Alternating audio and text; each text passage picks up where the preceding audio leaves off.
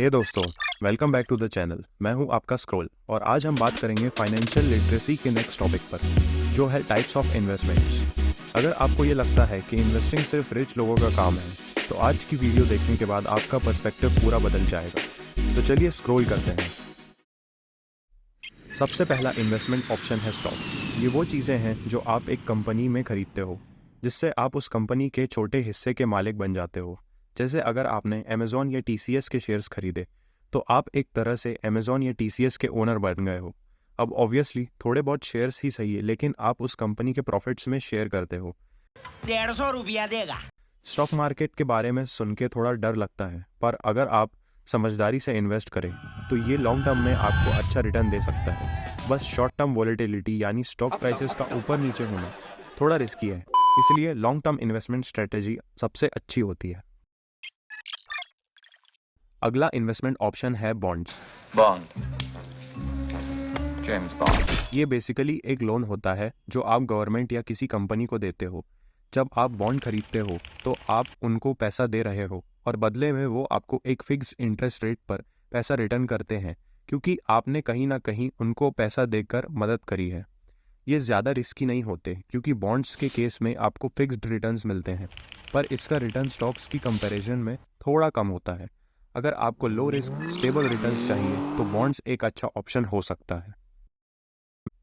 अब बात करते हैं म्यूचुअल फंड्स की। म्यूचुअल फंड्स एक पूल ऑफ मनी होता है, जिसमें कई लोग अपना पैसा लगाकर एक फंड मैनेजर को देते हैं। ये फंड मैनेजर आपके पैसों को डिफरेंट एसेट्स में इन्वेस्ट करता है कि उसको उस एसेट से रिटर्न में अच्छा मुनाफा आए। हमारी कंपनी जिस फॉरेन कंपनी में अपने पैसे इन्वेस्ट करती है, वो हमें हमारे पैसे 7 दिन में डबल करके देते हैं। ओह आई सी। यार राजू, हम लोग डायरेक्ट उसी कंपनी में जाते हैं। भगवान के वास्ते चुप रहो। तो म्यूचुअल फंड्स में आपको डाइवर्सिफिकेशन मिलती है, मतलब वैरायटी जो एक दूसरे को क्रॉस नहीं करती, जिसमें रिस्क थोड़ा स्प्रेड हो जाता है। एक कॉमन टाइप है इक्विटी म्यूचुअल फंड्स, जिसमें आपके पैसे स्टॉक मार्केट में इन्वेस्ट होते हैं, और दूसरा है डेब्ट म्यूचुअल फंड्स, जिसमें आपके पैसों को बॉन्ड्स में इन्वेस्ट करा जाता है। हाँ, वही बॉन्ड्स जिनके बारे में कुछ ही देर पहले हमने देखा था। अगर आपने इतना वीडियो देख लिया और आपको वीडियो में मजा आ रहा है तो एक लाइक तो बनता है। अगला इन्वेस्टमेंट ऑप्शन है ETFs, यानी एक्सचेंज ट्रेडेड फंड्स। ये म्यूचुअल फंड्स जैसे ही होते हैं, बस थोड़ा डिफरेंस ये है कि ये स्टॉक मार्केट में पब्लिकली ट्रेड होते हैं, मतलब आप इन्हें दिन के किसी भी टाइम खरीद या बेच सकते हैं। ETFs काफ़ी फ्लेक्सिबल होते हैं और आपको डाइवर्सिफिकेशन भी मिलती है। तो अगर आपको एक डाइवर्सिफाइड पोर्टफोलियो चाहिए पर म्यूचुअल फंड के कंपैरिजन में ज़्यादा लिक्विडिटी चाहिए, तो ETFs एक अच्छा ऑप्शन हो सकता है। अगले इन्वेस्टमेंट ऑप्शन पर आते हैं रियल एस्टेट, यानी प्रॉपर्टीज, घर, बिल्डिंग या लैंड।